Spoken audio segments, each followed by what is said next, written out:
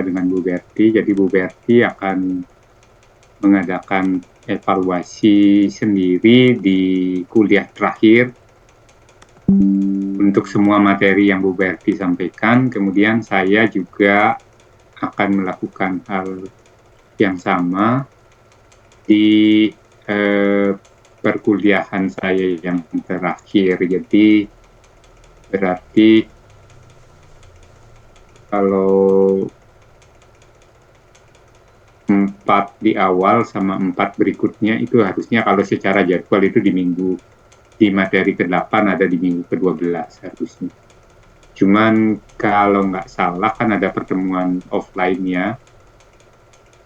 Nah, jadi mungkin nanti dikurangi 1 kali pertemuan offline itu.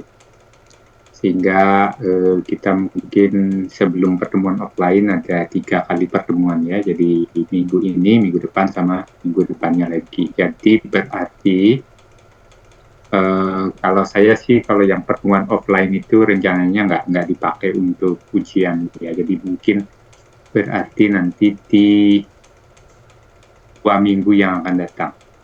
Ya, itu evaluasi untuk semua materi yang saya sampaikan dari minggu 1, 2, 3, 4 sama 9 dan 10 nanti. Nah, kalau yang di pertemuan offline rencananya nanti yang masuk saya itu bentuknya mungkin dalam bentuk diskusi atau apa nanti ya. Oke, baik, itu cara saya. Jadi dari sisi bagian ini apa namanya materi sama evaluasi. Untuk hari ini kita akan diskusi mengenai topik yang terkait dengan demand management.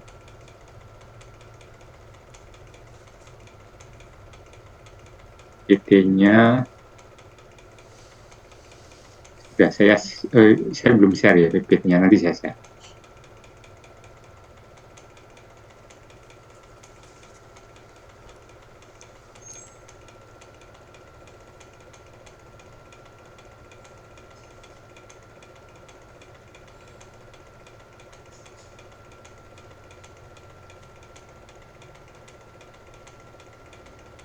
Oke, ini kalau di buku saya ada di bab 5, poinnya kira-kira adalah begini. Jadi kita menggunakan istilah demand management ya,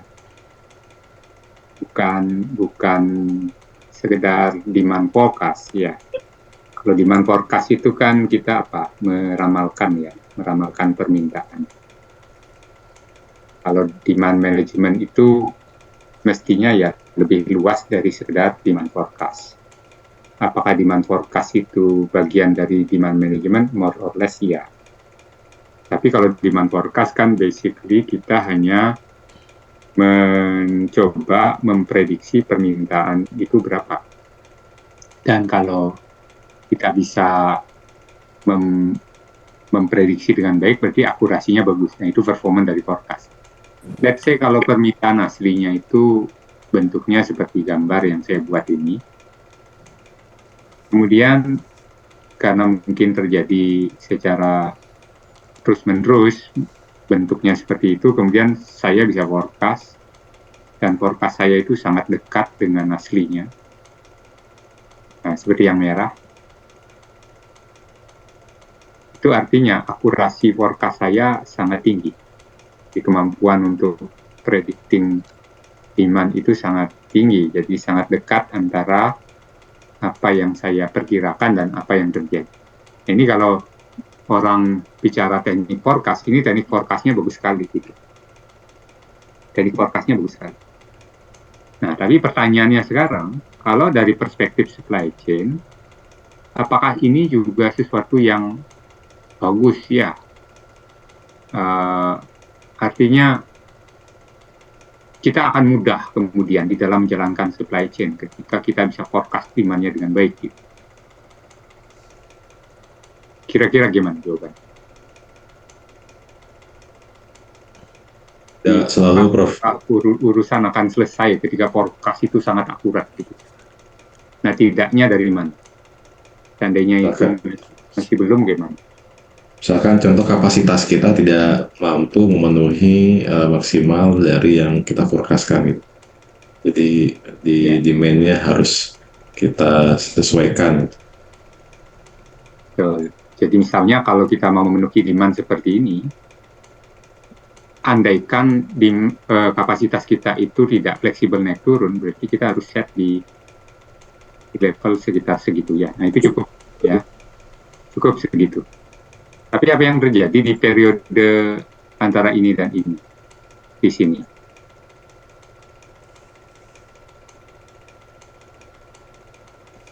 Apa yang terjadi di sini? Oversupply bro. Kapasitas kita berlebihan, jadi utilisasinya rendah di sini.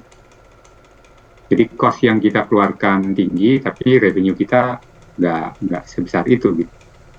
Artinya kan urusan belum selesai, walaupun forecast kita bisa kita buat sangat akurat, tapi nggak selesai. Nah di sini kebetulan banyak dari PLN ya. Nah ini PLN ini menghadapi problem seperti ini. Jadi kalau misalnya disuruh memprediksi kebutuhan listrik dalam KWH dari hari ke hari, bahkan dari jam ke jam mungkin kita bisa prediksi dengan sangat baik gitu ya. Tapi nggak serta-merta kemudian urusan beres gitu, karena kalau kapasitas kita nggak cukup, ya berarti kan sebagian tidak akan terlayani. Atau kalau kita cukupkan ke atas kapasitasnya seperti gambar saya ini, maka pada periode tertentu kapasitas kita itu ketinggian. Nah, cost-nya kan tinggi di situ. Ya saya nggak tahu apa sekarang listrik itu sudah bisa disimpan. Ada sih teknologi seperti baterai yang bisa dipakai untuk menyimpan listrik, tapi kan traditionally listrik itu nggak bisa disimpan. Ya, jadi artinya kan bisa waste of resources ya, kalau seperti itu. Nah, jadi urusan belum selesai. Artinya kita masih punya tugas lagi. Antara lain misalnya, bisa nggak kalau misalnya demand itu dibuat lebih rata ya, lebih rata, lebih stabil gitu dari waktu ke waktu. Nah, itu pertanyaan berikutnya. Jadi kalau misalnya kita bisa buat lebih rata, bisa jadi kapasitas segini ini cukup gitu.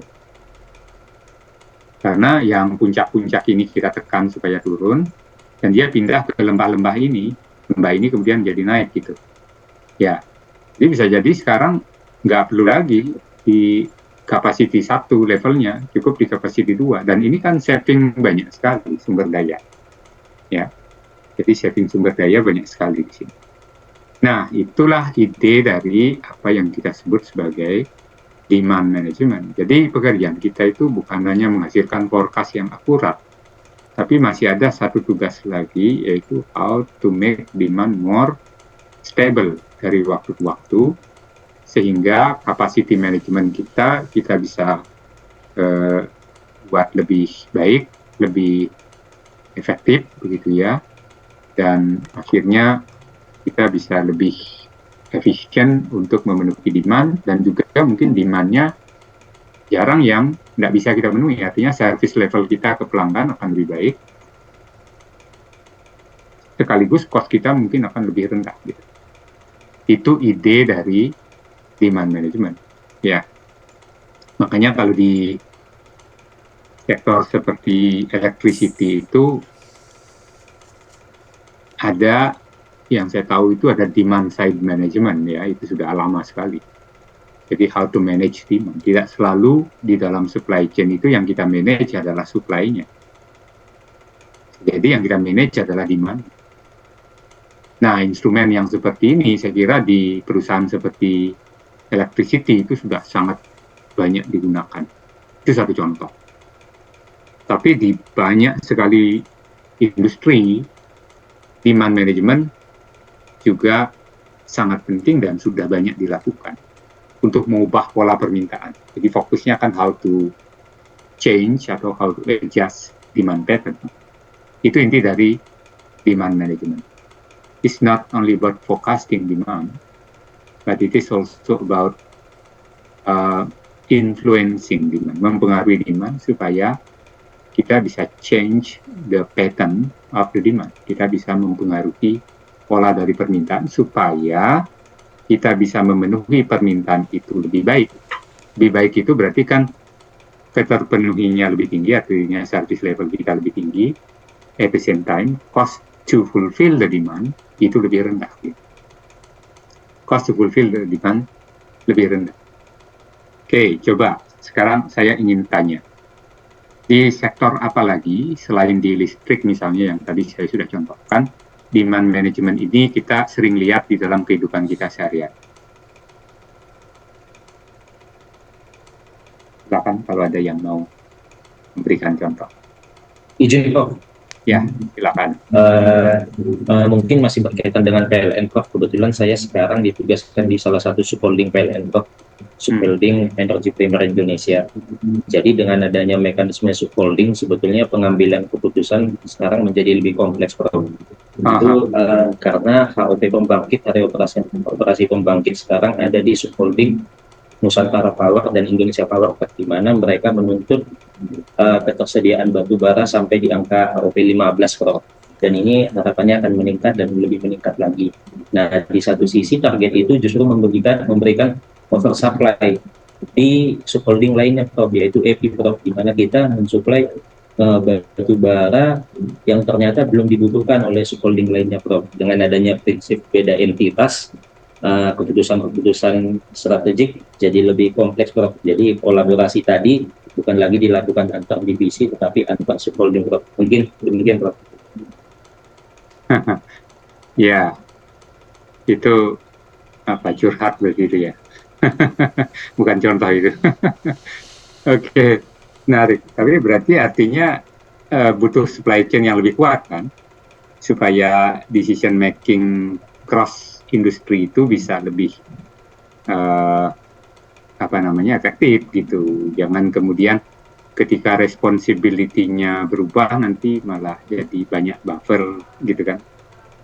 Buffer itu artinya tumpukan cadangan-cadangan yang tidak perlu menjadi semakin tinggi gitu ya.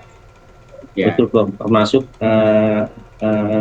subholding energy primer itu kan menyediakan vessel ya Prof ya. Utilitasnya menjadi sangat kecil gitu Prof. Pada waktu idle itu semakin tinggi karena di awal direncanakan kebutuhan batu bara yang tinggi gitu Prof. Jadi akhirnya perencanaannya ini vesselnya ini utilitasnya semakin rendah jadinya Prof, karena diproyeksikan untuk mengangkut dengan kapasitas yang tinggi gitu Prof. Ternyata pada saat implementasinya terjadi surplus dari subholding Nusantara Power dan Indonesia Power Prof. Jadi ada sedikit tantangan butuh orkestrator sebetulnya Prof, untuk mengkonsolidasi kebutuhan batu bara seperti itu Prof. Ya, itu butuh supply chain yang lebih kuat dan decision making-nya itu harus data driven ya. Jadi harus dinamis. Kalau memang kebutuhannya segitu ya kita sediakan berapa, besok berubah lagi ya kita harus berubah lagi. Data driven decision making ya. Ya, oke, menarik. Ya, yang saya mau tadi adalah contoh-contoh di luar sektor. Mungkin kalau listrik kan sudah jadi ya, atau yang terkait. Maybe di luar itu dalam kehidupan sehari-hari di mana kita sering lihat ada organisasi atau ada industri yang mencoba untuk memanage demand-nya dengan satu cara. To influence the pattern of the demand. Izin, Prof. Ya, Pak Denny, silakan. Pak Denny. Terima kasih, Prof. Tapi ini penilaian pribadi, Prof ya. Jadi saya melihat salah satu maskapai penerbangan ketika saya mau pesan tiket pesawat, di hari yang saya mau untuk terbang itu banyak sekali pilihan. Ada beberapa anggota kelompok saya itu memilih dengan jam yang berbeda-beda karena kita kan harus ada contingency plan supaya tidak satu pesawat. Tapi sering terjadi, ternyata itu dikumpulkan semuanya itu dalam cuma 2 jadwal pesawat. Yang semula terlihat seperti ada 10 jadwal penerbangan, akhirnya kita itu jadi satu lagi seperti itu. Tapi ini penilaian pribadi, Pak. Oke, menarik. Ya. Berarti itu lebih ke supply management itu sebetulnya. Jadi dia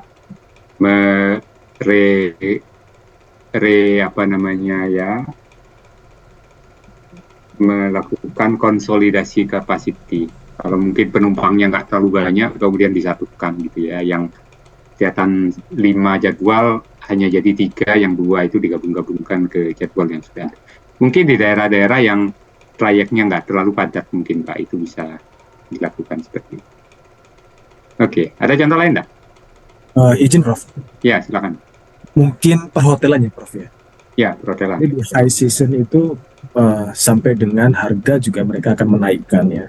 Tapi di satu sisi yang low season ini mereka diturunkan mungkin serendahnya. Yang penting fixed cost atau apa ya, harga dasar mereka bisa terpenuhi.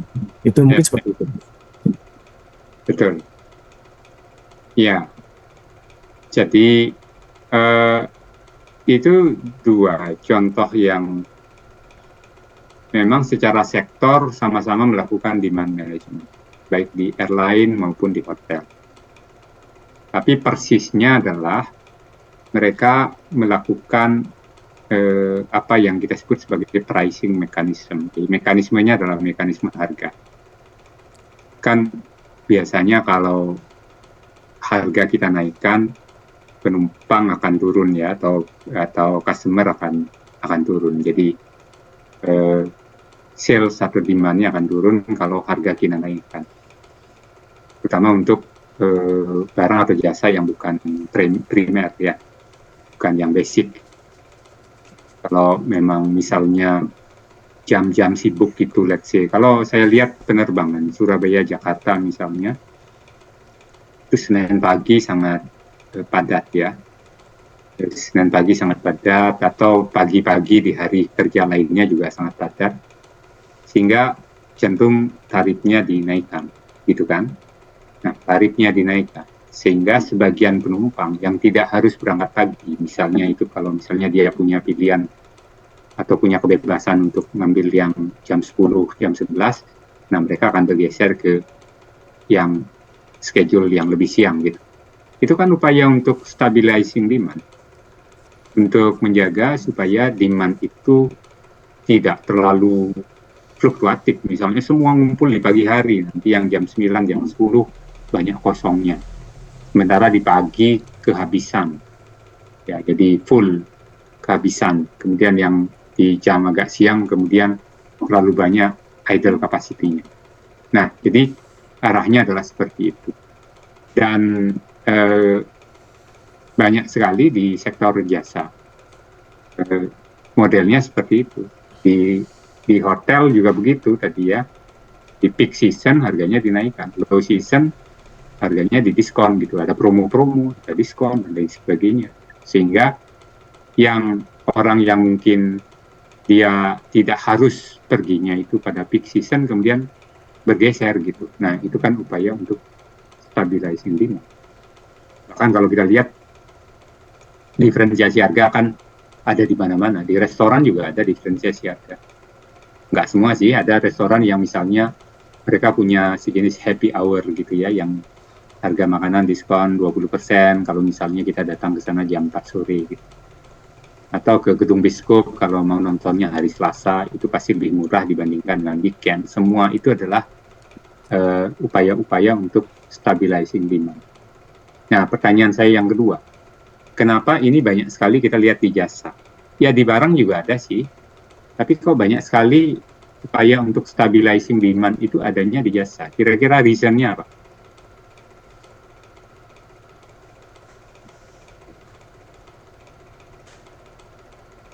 Izin, Bro. Ya, silakan Pak Yanto.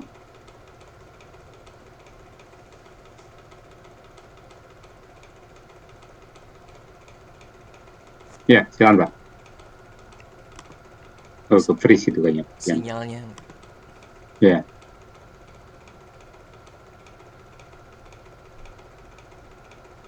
Ada yang lain yang mau? Izin, Bro. Ya. Mungkin ini, Bro, permintaannya terpengaruh fluktuasi, Bro. Jadi bisa musim, bisa apa ya, kejadian tidak terduga atau policy sih dari government. Saya pernah begini, waktu di salah satu agensi fotografi, di saat musim-musim seperti ini tuh banyak kita ngambil fotografer lepasan, karena memang job lagi banyak. Terus setelah lewat musimnya itu turun permintaan permintaan untuk jasa foto untuk wedding segala macam turun. Jadi untuk mereka yang freelance kita lepas, Prof. Jadi mungkin dari seperti itu. Jadi musiman ataupun kejadian yang tidak terduga. Artinya demand-nya memang basically musiman gitu ya di jasa gitu ya. Iya, kalau di saya. Oh, oke. Apa ininya? Bisnisnya apa? Pernah di ini, Prof, fotografi untuk wedding, prewedding segala Oh, macam. wedding photography. Itu sangat musiman, Prof, kalau itu, Prof. Ya. Oke. Jadi bisa ditawarkan, siapa tahu di sini ada yang mau nikah. Oke. Pak Wianto tadi ke freeze ya, jadi Iya, Pak. dari suaranya, silakan kalau mau. Ya, baik, terima kasih Prof. Hmm. Yang pertama ada 2 alasan saya pikir Prof, kenapa namanya itu pengelolaan permintaan ini menjadi penting di jasa. Yang pertama nggak bisa di stop, Prof. Jadi nggak bisa building stock kita di jasa. Ya, betul. Kemudian yang kedua just in time. Jadi jasa itu diproduksi, di situ digunakan. Apa namanya, di deliver, di situ langsung digunakan oleh customer. Mungkin 2 alasan itu mengapa kok pengelolaan permintaan itu betul-betul besar ataupun terjadi masif di produk yang berbentuk jasa dibandingkan. Iya, betul. Jadi kalau kita jual jasa, yang kita jual itu kapasitas ya. Jadi capacity yang kita jual. Jadi kayak di airline itu kan tempat duduk, kalau di hotel itu kamar. Itu kalau misalnya saya punya kamar 100, kemudian tadi malam terjual hanya 75, yang 25 kan nggak bisa dijual hari ini. Jadi hangus. Unused atau unsold capacity itu hangus. Nah, jadi kenapa lebih urgent kita stabilizing demand di jasa, karena hangus yang nggak terjual. Kalau di barang kan, kecuali yang perishable, kejual 75, saya punya barang 100, yang 25 kita bisa jadikan inventory. Ya, oke, good point Pak Wianto. Ada tambahan Pak Ari Wibowo? Mungkin saya melihatnya selain di ini Pak, pengelolaan kapasitas, saya juga ada ide terkait dengan ini terlibatnya di peningkatan layanan pelanggan, Pak. Di Permamalan kita membantu dalam mengantisipasi kebutuhan pelanggan dan memberikan layanan yang lebih baik dan responsif sih. Kalau di industri jasa kan itu Pak, engagement terhadap customer juga perlu diperhatikan. Ya, poin yang bagus. Jadi artinya kalau kita bisa schedulekan supaya pelanggan itu datangnya lebih teratur, maka kita bisa merencanakan pelayanan itu dan memberikan pelayanan dengan lebih baik. Kalau tiba-tiba datang rame sekali di jam tertentu, kemudian kosong di jam yang lain, nanti pas rame-ramenya itu kita tidak bisa provide good level of quality. Karena kalau terlalu rame, terlalu banyak yang datang, biasanya pasti kita, walaupun sudah berusaha, pasti ada damage layanan kita. Gitu ya. Oke, good point. Ya, Pak Satya, silakan.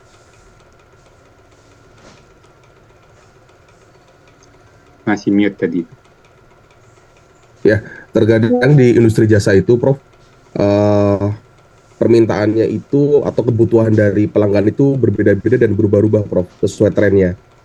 Jadi mau nggak mau sebagai penyedia jasa harus menyesuaikan dengan perubahan tren dan preferensi daripada kebutuhan si customer-nya itu sendiri, Prof.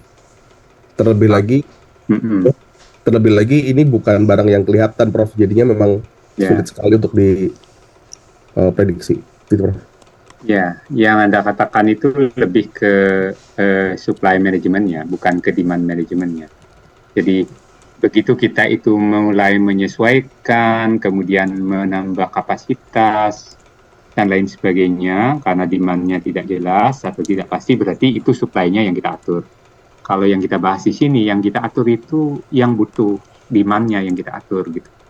Jadi kayak gini nih, misalnya sekarang beras lagi agak menurun supply-nya, kan gitu kan, harga naik. Nah, kalau supply management gimana? Impor kan, gitu kan, itu supply management namanya. Kita cari tambahan impor. Kalau demand management gimana caranya? Jangan makan nasi ya. Kita atur supaya masyarakat itu jangan makan nasi terlalu banyak, gitu ya. Itu namanya demand management. Ya, whatever lah caranya, walaupun mungkin itu kelihatan tidak masuk akal, tapi artinya kan mungkin sebagian masyarakat itu bisa shifting dari beras ke yang lain gitu, misalnya sebagian sarapannya jangan nasi lah, roti gitu ya, atau mungkin sarapannya ubi gitu, atau pisang misalnya gitu. Itu namanya demand management ya.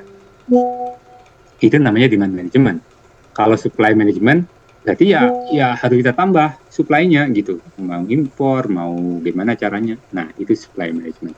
Tapi kalau demand itu misalnya adalah how to manage permintaannya gitu. Oke, anyway, baik. Jadi, saya kira kita sudah dapat poinnya ya. Jadi di jasa itu demand management sangat kritikal karena basically kita tidak bisa carry over unsold capacity itu ke periode berikutnya. Semua sebetulnya yang kategorinya begitu. Ya, jadi seperti listrik kan ya ada teknologi penyimpanan tapi maybe it is very costly begitu ya. Saya nggak tahu Bapak Ibu yang mungkin kerja di PLN bisa menjelaskan bahwa traditionally itu kan memang demand-nya yang harus lebih diatur, bukan supply-nya atau capacity-nya gitu. Nah, ketika memang demand-nya sudah kita atur tapi maksimum segitu, nah di situ baru kita supply-nya yang kita atur gitu ya, naik turunnya dan lain sebagainya gitu. Oke, anyway, saya lanjut dulu ya. Nah, itu idenya sehingga demand management itu sifatnya proaktif karena kita mencari cara-cara untuk mengurangi fluktuasi dari permintaan. Kalau demand forecast itu sifatnya lebih reaktif karena fokus kita adalah mencari prediksi yang paling akurat gitu. Jadi menirukan pola, mencari prediksi yang paling akurat. Nah, yang tadi saya katakan adalah kalau demand itu aslinya secara konseptual kita bisa gambarkan seperti yang di sebelah kiri, ini kalau langsung di-feed ke sistem demand forecast, ya anyway mungkin juga sulit mendapatkan akurasi yang tinggi. Ya. Kemudian kalau itu kemudian jadi input untuk production planning, delivery planning dan lain sebagainya, ya cost-nya akan tinggi untuk mengikuti fluktuasi yang seperti ini. Sehingga ide demand management adalah bila ada cara-cara untuk reduce fluctuation, meningkatkan stability dari demand, lakukan itu dulu, baru diproses ke tahap-tahap berikutnya yang ini. Idenya adalah seperti itu. Nah, mekanismenya macam-macam, itu yang tadi kita diskusikan kan, yang paling sering dipakai adalah pricing dan promotion. Kasih diskon, harga diturunkan, mungkin juga berikan term and condition yang berbeda. Pada saat kita mau promokan, misalnya, oh kalau nggak cocok boleh dikembalikan.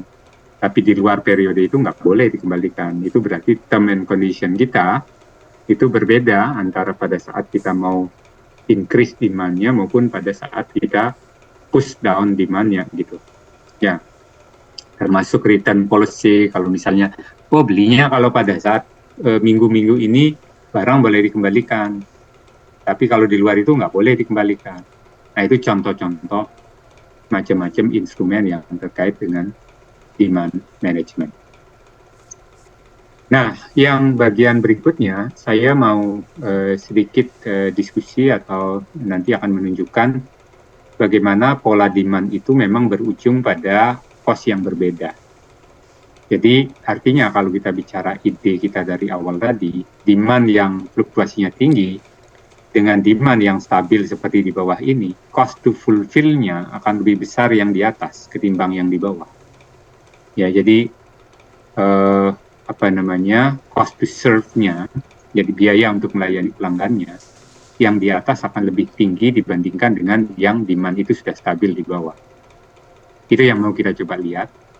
Dan umumnya kalau kita menghitung dampak terhadap cost, profit, revenue, service level, dan lain sebagainya, the best mechanism atau instrumen untuk melakukan perhitungan itu adalah di level yang disebut sebagai aggregate planning. ya. Jadi aggregate planning itu adalah rencana taktis level menengah, bukan rencana strategis yang bicara 5 tahun, 6 tahun, atau 10 tahun, bukan. Bukan juga di rencana operasional yang kita itu mungkin membuat rencana jangka pendek dalam beberapa minggu ke depan. Jadi rencana itu kan ada yang strategis, taktikal, sama operasional. Aggregate planning itu masuk di situ. Jadi kalau Bapak Ibu misalnya di perusahaan buat rencana kerja dan anggaran, perusahaan misalnya RKAP, ini contoh planning levelnya taktis, ya. Jadi levelnya taktis. Ya, kalau yang strategik itu long term sifat. Nah, inilah yang kalau di perusahaan-perusahaan itu traditionally sering disebut sebagai aggregate planning. Di terminologi yang lebih baru, kita sering sebut itu dengan istilah SNOP, singkatan dari Sales and Operation Planning. Kenapa disebut SNOP? Karena idenya adalah cross-functional cross-functional integration, ya. Jadi integrasi lintas fungsi di situ antara orang penjualan dengan orang operation. Operation itu yang buat barang, sales itu yang menjual. Itu kan pernah sudah saya sampaikan bahwa seringkali di situ terjadi konflik of interest. Kalau orang sales itu memang tugasnya adalah to increase customer satisfaction, supaya barangnya yang diminta ada, kalaupun dia minta mengubah boleh dilakukan, minta maju pengirimannya kita bisa, itu tugasnya orang sales, make sure bahwa kebanyakan yang mereka minta itu bisa kita penuhin gitu. Tapi kan ada orang operation yang akan mengerjakan, baik menyiapkan barang dengan produksi, termasuk membelikan bahannya, mengelola stok di gudang sampai delivery-nya, itu kan operation semua. Kalau tadi sales-nya itu sangat volatile, cost di operation-nya akan tinggi. Nah, makanya di dalam rapat-rapat SNOP yang biasanya dilakukan sebulan sekali, itu dibahas berbagai skenario-skenario rencana jangka menengah ke depan, dan dampaknya itu dilihat dari cost-nya bagaimana, revenue-nya bagaimana, kemudian juga dari situ paling tidak profit kita bisa perkirakan. Belum lagi apakah perlu nambah orang apa enggak, atau bahkan ngurangi orang, kemudian perlu jam lembur apa enggak di beberapa minggu ke depan, atau mungkin subkontrak juga dengan menggunakan kapasitasnya orang lain. Nah, itu disepakati di level yang namanya aggregate planning, atau istilah yang lebih banyak sekarang orang pakai adalah SNOP, Sales and Operation Planning. Nah, kita akan menggunakan instrumen ini untuk nanti mencoba melihat what is the impact of more stable demand gitu. Jadi kalau demand kita bisa buat lebih stabil, kira-kira dampaknya seperti apa? Nah, sebelum masuk ke sana, sebetulnya di aggregate planning itu menjadi sangat penting opsi-opsinya kalau demand-nya memang fluktuatif kayak ini, naik turun seperti ini. Nah, dihadapkan pada permintaan yang naik turun seperti itu, maka sebetulnya kita bisa punya strategi planning yang berbeda. Mungkin planning saya bisa juga kayak ini. Kalau demand-nya turun, ya saya turunkan kapasitas, demand naik, saya ikut naik. Ya. Jadi, kita akan mencoba mengikuti demand itu apa adanya gitu, dengan mengubah-ubah kapasitas atau supply kita. Strategi ini itu namanya strategi capacity. Jadi karena kapasitinya yang kita ubah-ubah, baik dengan nambah orang, kemudian dengan mengubah jam lembur atau overtime, atau mungkin menggunakan subkontrak ke kapasitasnya tetangga atau kapasitasnya event kompetitor gitu. Itu disebut sebagai capacity strategy, atau sering dikenal dengan istilah chase strategy. Chase itu artinya mengejar. Di demand itu kita kejar naik turun. Tapi kan tidak di semua industri itu bisa dilakukan. Kalau misalnya kita lihat di industri seperti semen, disuruh naik turun kapasitasnya begitu, susah. Technically susah. Kalaupun bisa, nanti ya cost-nya akan sangat tinggi. Misalnya, kapasitas terpasangnya sekian, tapi kalau demand-nya lagi turun, kita setelah jalan 18 jam sehari, kemudian kita stop. Nanti besok lanjutkan lagi, start lagi. Jadi tidak full 24 jam beroperasi. Wow, mahal sekali kalau gitu. Nanti kalau semen yang sedang dalam proses kemudian di stop gimana? Rusak dia, gitu kan? Nah, jadi nggak mungkin semua menggunakan strategi level, maka ada strategi kedua, strategi chase yang tadi. Maka ada strategi kedua, di mana kita bermain di average capacity, average demand, kapasitinya di set di tengah-tengah gini. Kalau pada saat low season, ya tetap kita memproduksi segini. Terus nanti numpuk dong inventory-nya, iya numpuk, tapi nanti dia pakai ketika high season gitu, inventory itu kemudian mulai diambil gitu. Low season kita numpuk barang, high season kita ngambil. Tapi mungkin ini ketinggian kalau di gambar saya gitu. Sehingga strategi kedua itu disebut sebagai strategi inventory atau strategi level. Kita memproduksi di angka konstan. Level itu kan berarti levelnya tetap ya. Ya, di angka konstan. Strateginya namanya level. Atau kalau memang memungkinkan digabungkan kedua-duanya itu. Jadi hybrid atau mix level, hybrid, gabungan. Ya, mungkin 6 bulan boleh dibuat tetap, setelah itu berubah. 6 bulan tetap, 6 bulan berubah. 6 bulan tetap, 6 bulan berubah. Misalnya gitu. Itu berarti kita combining antara strategi atas dengan strategi bawah. Ya. Jadi memang kita beberapa bulan nyimpen inventory, beberapa bulan kita mengubah capacity, akhirnya akan begitu. Nah, itu kita ngomong strategi yang berbeda yang bisa dipakai ketika kita develop yang namanya SNOP atau aggregate plan. Nah, jadi ada chase, level, atau mix, atau mix itu kombinasi atau hybrid strategi. Nah, saya mau menggunakan instrumen aggregate planning ini untuk melihat apa betul kalau demand-nya lebih stabil, kita performance secara supply chain atau secara operasional itu akan lebih baik. Even mungkin financially juga akan lebih baik. Kita menggunakan ini mungkin saya tidak akan jelaskan detail karena ini terkait dengan model-model untuk membuat aggregate planning. Itu ada caranya. Optimasi typically mungkin sudah belajar seperti linear atau integer programming di kuliah yang lain ya. Kira-kira menggunakan model seperti itu. Tapi saya akan langsung ke sini. Ya. Ini ada sebuah contoh perusahaan yang menjual alat atau alat untuk berkebun. Ya, gardening tool. Contohnya kebetulan ini aslinya adalah di negara yang 4 musim. Jadi negara yang 4 musim itu kan ada musim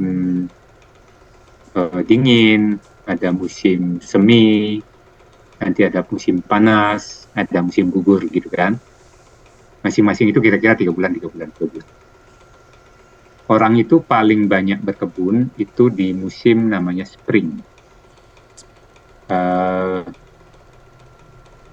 Jadi spring, musim ketika bunga-bunga itu mulai mekar gitu ya, tanaman mulai tumbuh daun-daunnya ya.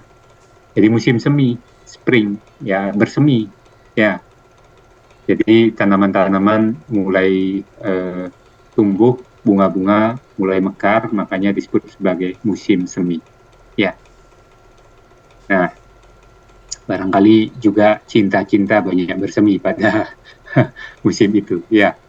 Nah, karena itu musimnya orang keluar rumah, kemudian melihat pemandangan dan lain sebagainya. Nah, sehingga biasanya kalau kita lihat di negara seperti Eropa, US dan sebagainya kan kebanyakan itu kira-kira di bulan Maret, April. Februari mungkin pertengahan sudah ya. Februari mungkin sudah mulai sedikit-sedikit, nanti puncaknya itu kira-kira di April sama Maret. Maka demand orang untuk membeli tools ini itu mencapai puncaknya di 2 bulan tersebut, Februari juga sudah mulai tinggi, jadi kalau kita lihat demand-nya di sini 3.000, 3.200, 3.800, setelah itu turun lagi. Januari masih sangat dingin, masih masuk winter biasanya. Kalau Januari itu di situ demand-nya masih sangat rendah, 1.600 gitu. Nah, alat ini di pasar dijual dengan harga $40 per unit. Perusahaan di awal Januari punya stok 1.000, tenaga kerja 80 yang boleh bekerja 8 jam per hari reguler, tapi boleh ada overtime maksimum 10 jam per bulan. Kemudian biaya material untuk membuat alat itu $10. Ada biaya-biaya lain, misalnya kalau kita nyimpen inventory, kalau ada kekurangan barang, kalau kita meng-hire tenaga kerja, me-layoff tenaga kerja, itu semua ada cost-nya. Satu produk membutuhkan waktu pengerjaan 4 jam, dan gaji para operator pabrik ini adalah $4 per jam. Kalau overtime naik menjadi $6 per jam. Kalau kita tidak produksi sendiri, tapi kita subkontrak ke orang lain, itu kita dapat harga 30. Jadi dapat margin apa enggak ini? Kalau kita subkontrak? Margin 10. Dapat margin 10 karena harga jualnya adalah 40. Ya. Oke. Nah, itu ya. Nah, kemudian data ini kita inputkan ke dalam satu software yang bisa membantu mengoptimize untuk membuat rencana produksi. Ya, sebenarnya bisa juga manual, tapi mungkin hasilnya nggak sebaik kalau dioptimize ya. Nah, kita fokusnya tidak pada bagaimana cara mengoptimasinya, tapi di sini kita sudah ada solusinya. Jadi, ini adalah bulan Januari, Februari, Maret, April, Mei, Juni. Yang demand-nya tadi itu mulai dari 1.600, 3.000, 3.200, 3.800, terus 2.200 dan 2.200 kan. Jadi Januari sampai Juni. Perusahaan memutuskan untuk memproduksi dengan strategi sama outputnya per bulan. Berarti ini strategi apa namanya? Jadi outputnya adalah 2583 per bulan. Konstan. Inventory, bro. Masa strategi inventory? Ya, strategi level. Strategi level. Ya, strategi inventory betul. Ya, strategi inventory atau strategi level. Ya. Jadi, di mana kita berproduksi pada level konstan. Jadi, level atau inventory strategi. Kenapa disebut inventory strategi? Karena nanti pada saat low season, kita tetap memproduksi 2583, sehingga di situ kita numpuk inventory. Ya. Jadi, itu bentar ini kok kayaknya saya.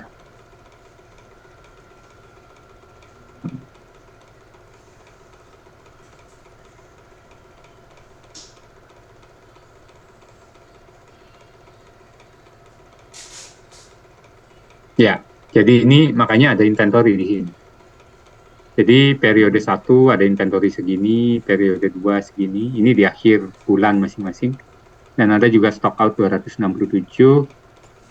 15 orang nggak diperlukan, jadi yang dipekerjakan hanya 65 orang, itu sudah cukup. Ya, sehingga tenaga kerja yang 80 di awal itu tidak semua perlu kita hire. Ya. Sehingga dari sini kemudian kita coba lihat performanya bagaimana kalau rencana kita seperti itu. Makanya di dalam SNOP meeting itu biasanya perlu orang keuangan juga hadir di situ untuk membantu mensimulasikan financial impact dari rencana ini.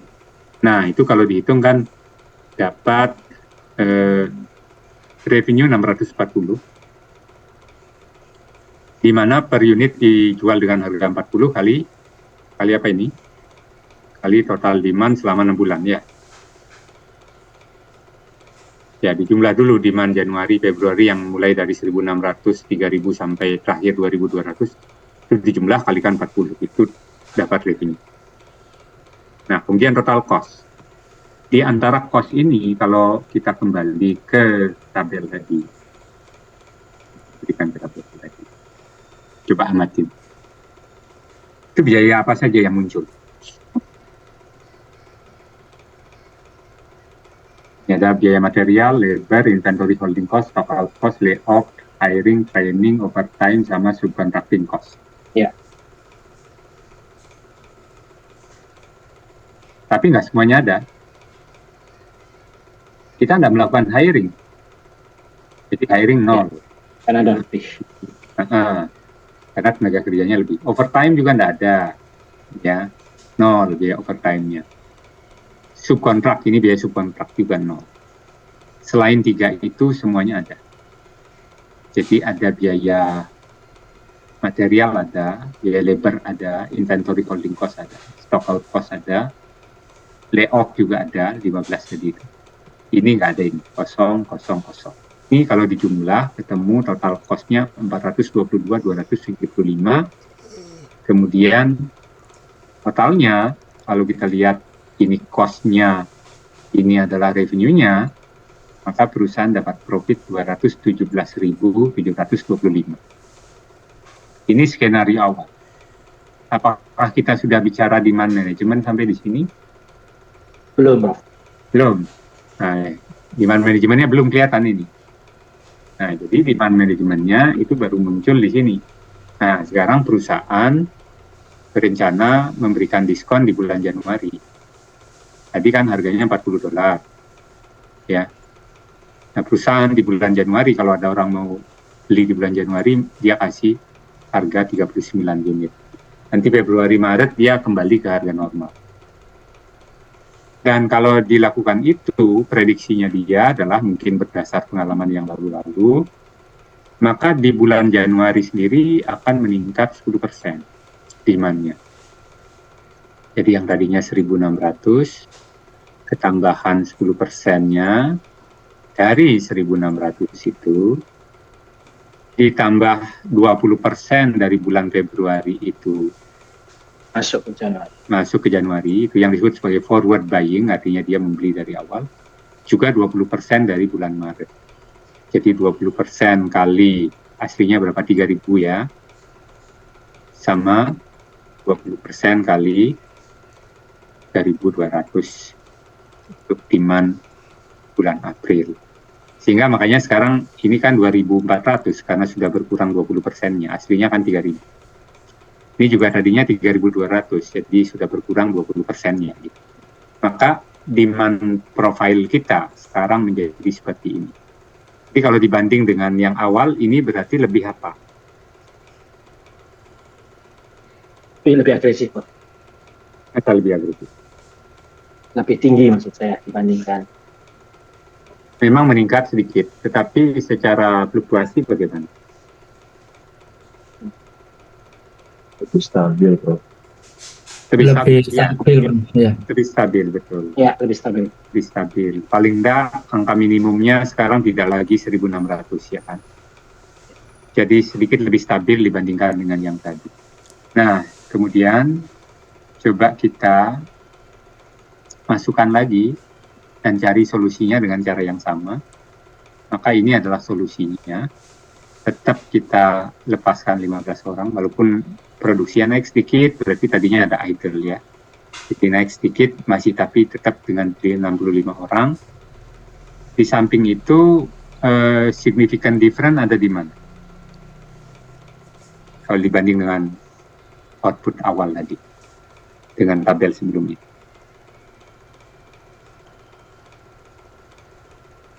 Di inventory ya, terjadi perubahan yang signifikan di inventory, turun inventorinya. Dan kalau kita lihat secara finansial, ini lebih bagus dari yang tadi. Tadi kan revenue-nya cuma 640.000 ya. Ini revenue-nya naik. Cost-nya juga tadi 400 berapa? 422 tadi ya. 422 tadi. 422 sekian. Sehingga profitnya naik dari 217.000 ke 221.000. Jadi dengan kita mengubah pola permintaan dari yang pertama ke yang kedua, di sini kelihatan ininya lebih bagus ya, financial performance-nya lebih bagus. Ya, jadi dari yang tadi dapat profit lebih kecil, ketiga angkanya tambah bagus, cost-nya turun, revenue-nya naik, profit-nya ya otomatis naik. Ya pasti orang supply chain happy lah dengan ini, perusahaan juga seneng lah. Ya, nah coba kita sekarang melihat skenario yang berbeda. Ya, skenario-nya berbeda sekarang saya tunjukkan. Di mana perusahaan itu justru mau promosinya bukan di bulan Januari, tapi di bulan April. Dampaknya sama, 10% increase in demand, sama dari dua periode berikutnya itu ada 20% forward buying. Nah, maka ini adalah demand yang hasilnya setelah kita tambah 10% April plus ketambahan 20% forward buying dari Mei dan Juni. Oke. Ini demand-nya yang terjadi. Nah, sekarang pertanyaannya, ada enggak kalau misalnya Anda semua ngelihat di sini, dikasih pilihan, kira-kira mau milih promosi di bulan Januari apa di bulan April? Kalau dikasih pilihan begitu. Januari, Prof. Januari. Yang lain lagi? Ada yang milih di bulan April nggak? Nggak harus sama, tidak ada salah benar. Ini masalah keputusan. Ini kita misalnya lagi berunding nih di SNOP meeting. Ayo, siapa yang mau promonya di bulan Januari? Atau siapa yang mengatakan lebih baik di bulan April? Boleh milih gitu ya. Ada yang milih di bulan April kah?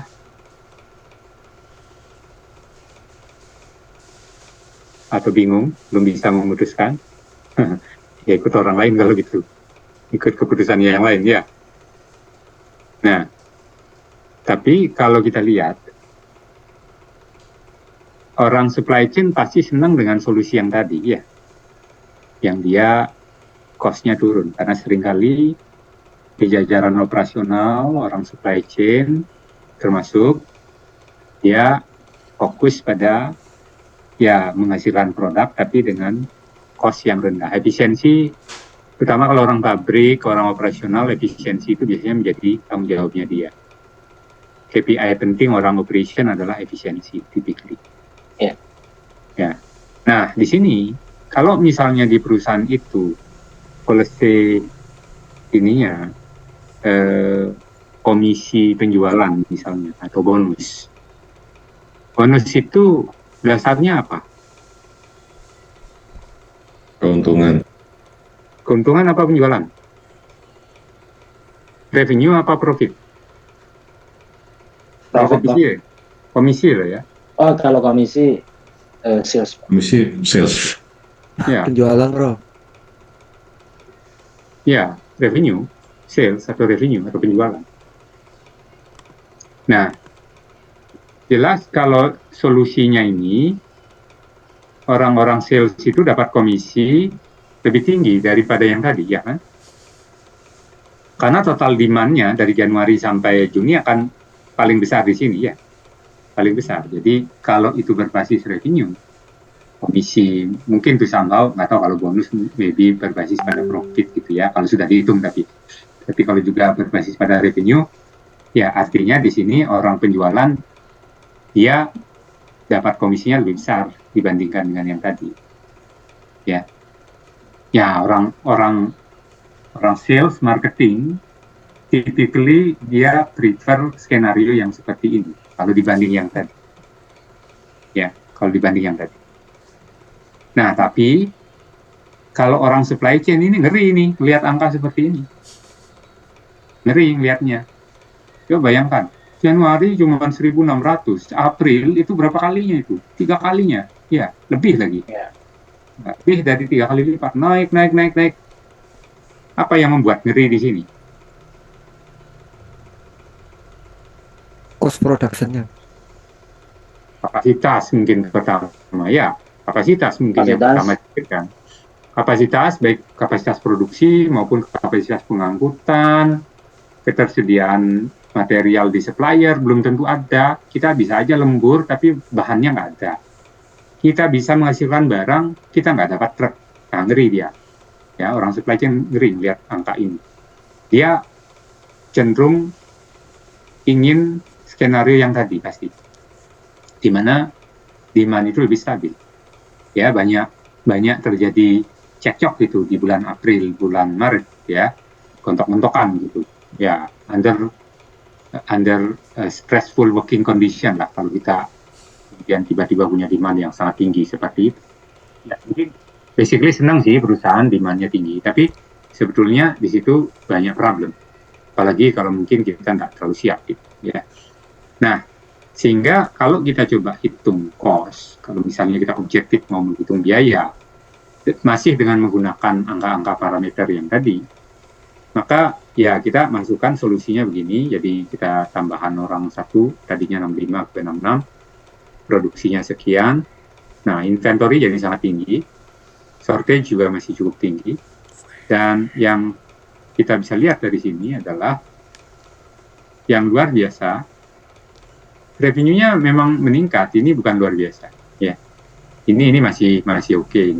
Maksudnya kita masih bisa prediksi sejak awal pasti revenue-nya akan naik karena memang di bulan itu terjadi lonjakan permintaan, revenue akan naik. Nah, tapi ternyata itu diikuti oleh cost yang juga naik luar biasa, ya. Tadi kan kalau skenario yang kedua itu kan hanya 420, ini menjadi 438. Revenue memang naik, tapi cost-nya juga naik, malah lebih jauh naiknya.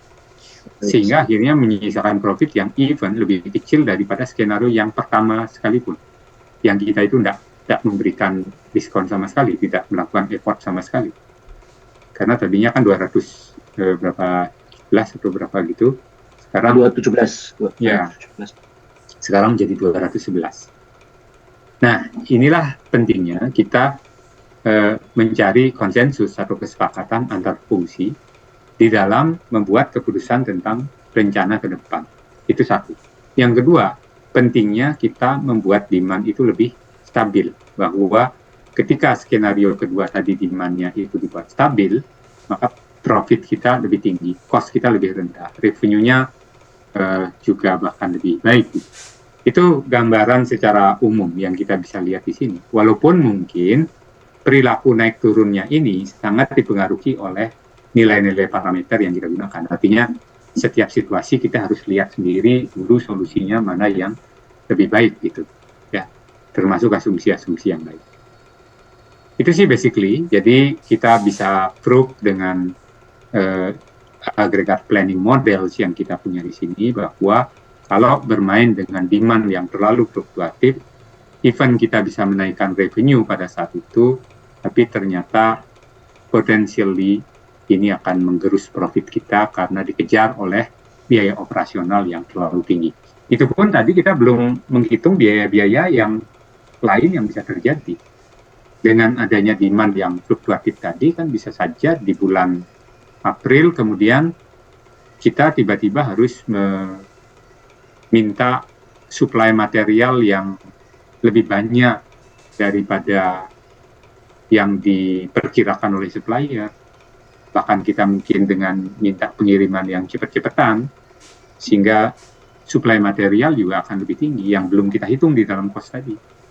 Ya, mungkin tambahan tenaga lembur belum juga kita hitung tadi.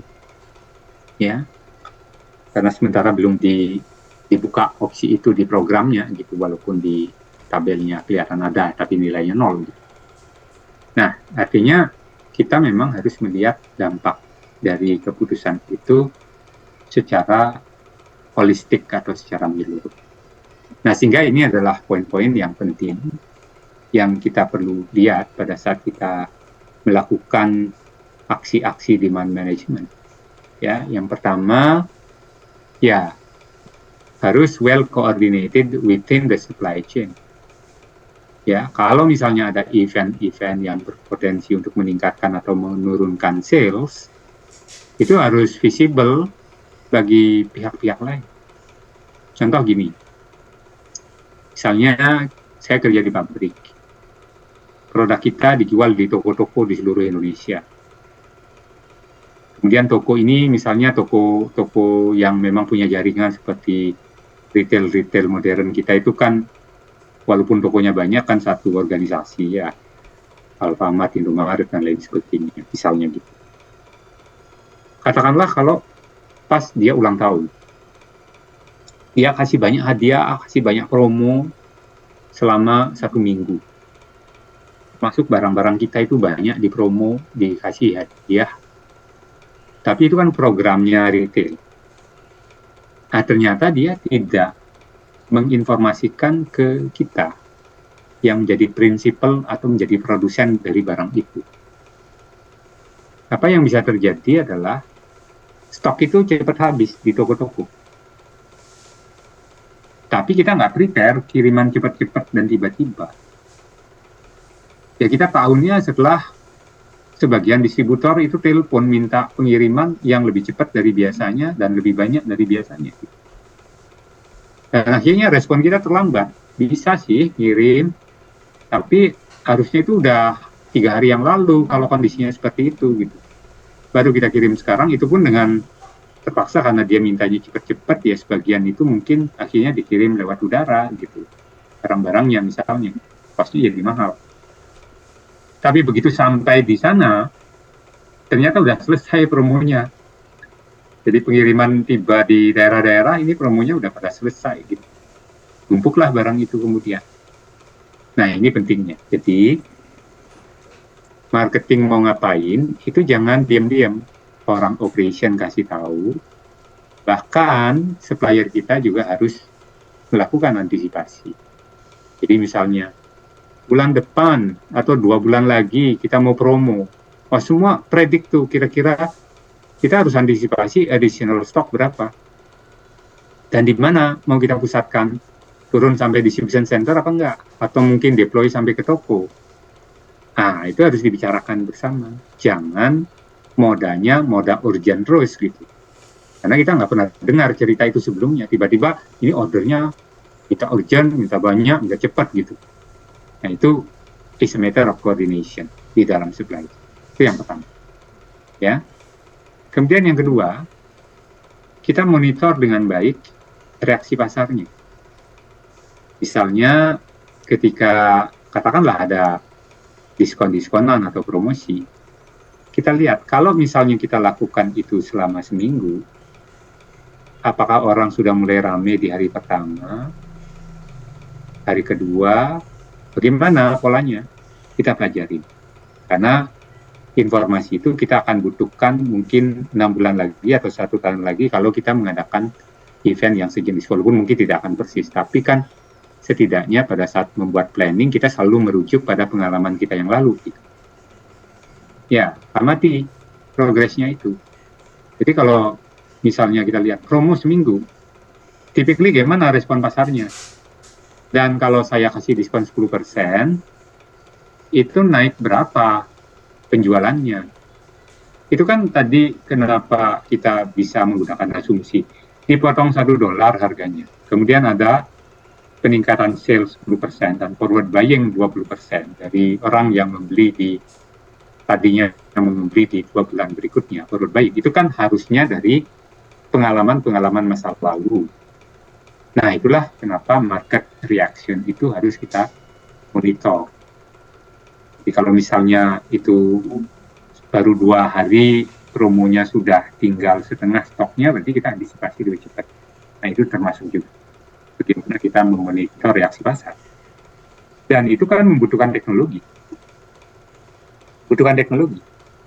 Perusahaan seperti Zara ya, yang jual ASEAN itu, dia kan pusatnya ada di Spanyol, di Spain pusat. Jadi setiap ada barang yang terjual di hari itu, nanti malam ketika tutup tokonya, data penjualan itu ditransmit ke servernya yang ada di Spanyol. Jadi orang di atau pusatnya Zara, orang planning, orang yang punya tugas forecasting dan lain sebagainya itu tahu persis. oh di Indonesia penjualan di dalam 1 minggu terakhir ini larisnya yang warna kayak gini, style kayak gini, yang ini nggak diminati, yang ini nggak diminati. Berarti kan pabrik di pusat itu bisa make decision berbasis pada itu. Oh kalau gitu yang ini jangan lagi dikirim ke Indonesia, ini nggak laku di Indonesia. Ini geser aja misalnya ke Rusia atau kemana, di mana barang itu mungkin laku gitu. Nah ini penting sekali di dalam supply chain. Ya. Dan incorporate through supply chain cost, ya, yang artinya bahwa ya jangan hanya menghitung biaya produksi, mungkin juga biaya kirim, biaya kita datangkan material secara urgent dan lain sebagainya, itu semua diperhitungkan. Oke, sehingga ini saya terakhir yang mau saya sampaikan adalah bentuknya kolaborasi di situ. Di dalam supply chain itu memang intinya adalah kolaborasi. Ada bahkan di level forecast pun itu sudah mulai butuh adanya kolaborasi bukan hanya antar unit, antar fungsi, kalau itu sudah jelas, misalnya antara marketing sama operation, makanya ada SNOP gitu ya, kan untuk membuat fungsi internal itu solid gitu. Plus, termasuk pada saat forecast, ini sudah kolaborasi lintas organisasi, makanya disebut di sini dengan CPFR, singkatan dari Collaborative Planning, Forecasting, and Replenishment. Collaborative Planning, Forecasting, and Replenishment. Ya, jadi ada 3 main activity di situ: perencanaan, ramalan, sama pengiriman barang, replenishment, pengisian stok. Ya, jadi gitu. Apa sih mekanismenya? Ini kalau ada 2 perusahaan, yang satu jadi itu namanya itu pabrik gitu ya, yang satu adalah pabrik, yang satu adalah salah.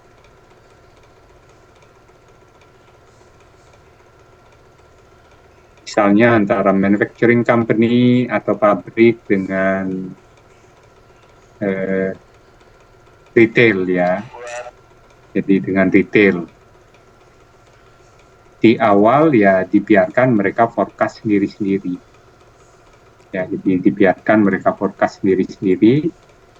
Kemudian nanti di-compare hasil forecast-nya.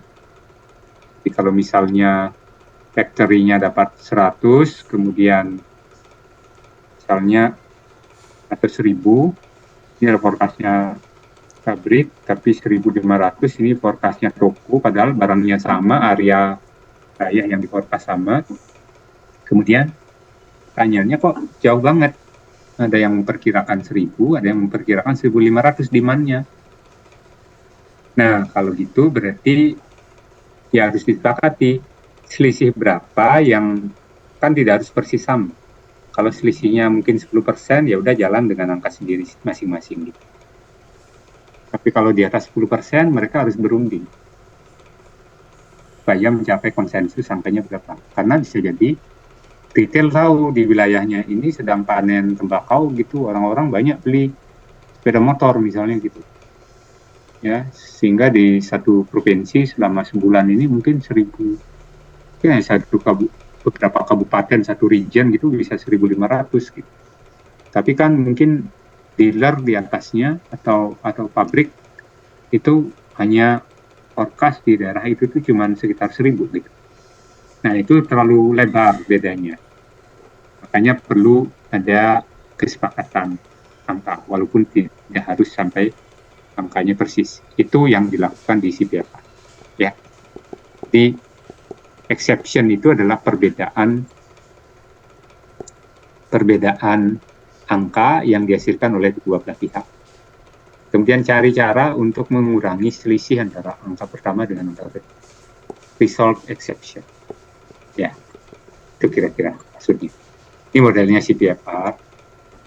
Nah, kalau dulu modelnya lurus begitu dari atas sampai ke bawah, ini sudah berubah modelnya menjadi lingkaran seperti ini, karena dimaksudkan di dalam collaborative planning, forecasting, dan replenishment itu dibutuhkan ada learning process untuk belajar dari pengalaman-pengalaman masa lalu untuk improvement ke depan. Makanya loop-nya jadi loop tertutup begini. Jadi begitu selesai satu lingkaran, mulai lagi lingkaran kedua, lingkaran ketiga, dan lain sebagainya. Dan yang menjadi penutup itu adalah fase yang disebut sebagai analisis. Ya, jadi direncanakan, di forecast, dijalankan, nanti dianalisis. Misalnya kemarin kita udah rundingan, tapi kok masih tinggi errornya. Nah, ini apa yang kita perbaiki ke depan untuk reduce error atau meningkatkan accuracy dari forecast kita. Nah, ini menjadi sebuah siklus yang berkelanjutan. Dan itu partisipan dari proses ini adalah dua belah pihak, pabrik sama retail misalnya gitu ya, atau distributor sama retail, atau distributor sama pabrik ya. Jadi menghasilkan angka forecast, rencana dan replenishment secara kolaboratif bersama-sama. Itu saya rasa untuk hari ini ya. Ada pertanyaan kah sebelum kita izin Prof? Ya, boleh, silakan. Terkait dari tadi yang Prof udah sampaikan terkait dengan kalau misalnya permintaan barangnya itu naik, kemudian cost-nya juga naik, apakah ini berlaku di semua industri, Prof? Karena kalau misalnya kita di industri tambang, kalau misalnya itu permintaan batu bara lagi turun, maka justru kita akan rugi, Prof. Tapi pada waktu demand-nya itu naik, maka profitnya juga akan naik. Kenapa begitu? Karena plot atau cost budgetnya itu udah fix. Jadi yang mungkin yang turun itu adalah cost untuk BBM saja. Jadi cost untuk rental alat berat itu sudah fix karena pakai dan tidak pakai harus bayar. Kemudian cost untuk manpower juga sama dan lain sebagainya. Seperti itu, Prof. Ya, tentu tidak berlaku umum di setiap situasi ya, pasti tidak. Jadi generally kalau yang kita bisa pelajari dari situasi tadi adalah kalau ada kemampuan dari kita untuk memanage demand sehingga demand kita itu lebih stabil, bukan turun ya, lebih stabil ya, lebih stabil, maka cost kita akan turun dan mungkin potensially nanti profit kita akan naik. Itu kan sebenarnya basicnya. Apakah di setiap situasi berlaku? Belum tentu berlaku karena satu, di setiap situasi kita bisa efektif memanage demand. Tapi kan di berbagai contoh yang kita sudah bahas tadi, di airline, di perusahaan logistik, di restoran, di gedung bioskop, kemudian di hotel, itu kan umum dilakukan. Termasuk di electricity kan begitu. Harusnya kan tarif listrik pada siang hari sama di peak hour seperti jam 7 malam itu harusnya kan tidak sama. Kalau dibuat sama, ya orang tidak ada bedanya mau nyetrika siang atau malam, mau menghidupkan mesin cuci siang atau malam, sama aja. Kita tidak mampu menggunakan tarif sebagai instrumen untuk mengontrol aktivitas mereka. Tapi coba dibedakan, kalau itu bisa dibedakan. Misalnya, kalau penggunaan listriknya tinggi di jam-jam malam, itu dia kena tarifnya lebih tinggi. Sehingga ini akan mempengaruhi behavior pelanggan. Sehingga jarang sekali orang yang akan menghidupkan mesin cuci di malam hari atau menyetrika di malam hari, kecuali kalau terpaksa, mungkin karena memang dia nggak di rumah seharian misalnya gitu. Itu maksudnya. Jadi tidak di setiap situasi itu efektif dilakukan, jadi dependen kepada industrinya dan karakter dari pelanggannya juga, dan juga apakah ini produknya sensitif terhadap harga atau tidak gitu ya, ininya demand. Itu sih Pak. Oke, ada lagi? Kalau tidak ada, 26,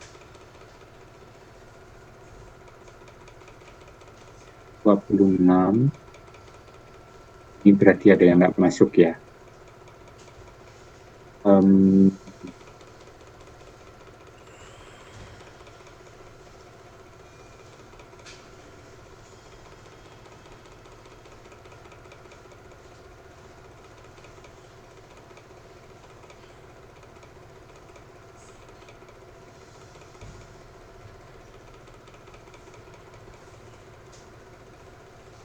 Ya, ini lewat beberapa menit, jadi saya harus mengubah dulu sebentar. Yes.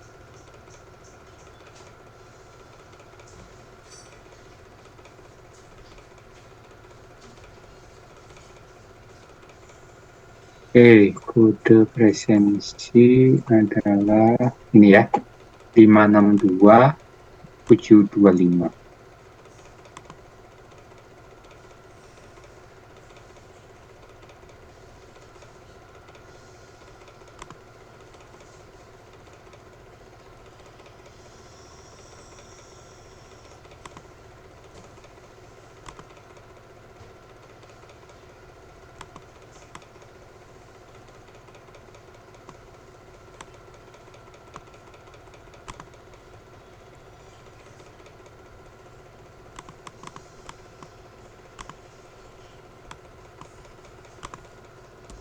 Belum bisa, Prof. Ini melewati batas waktu keterangannya, Prof. Oh, sudah saya ubah padahal tadi. Semua nggak bisa? Saya nggak bisa, Prof. Nggak bisa, Prof. Saya juga nggak bisa, Prof. Sama, Prof. Nggak bisa, Prof. Ya. Oke, sebentar.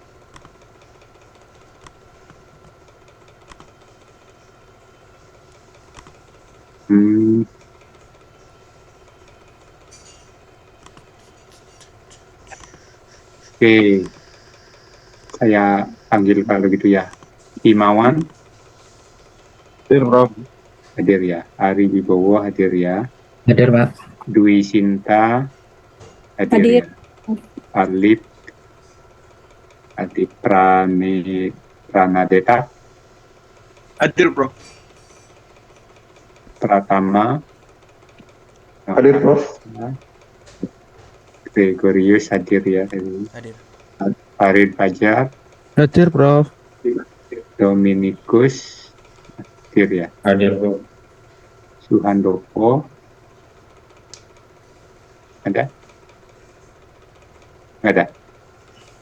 Denny Widyawardana Hadir, Prof.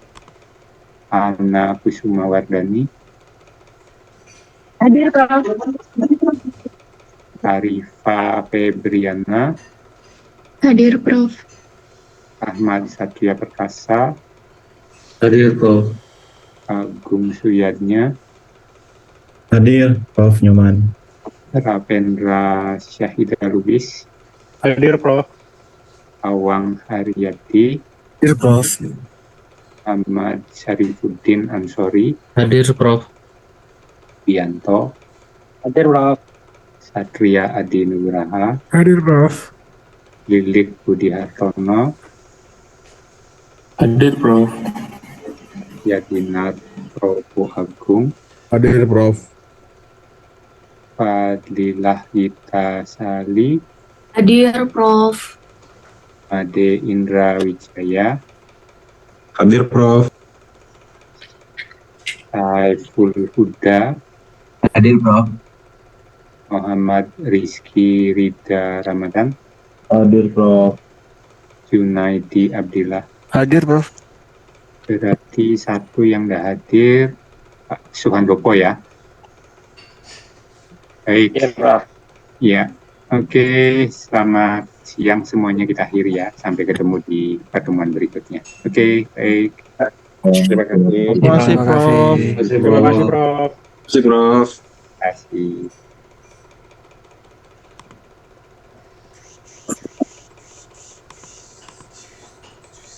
Semangat.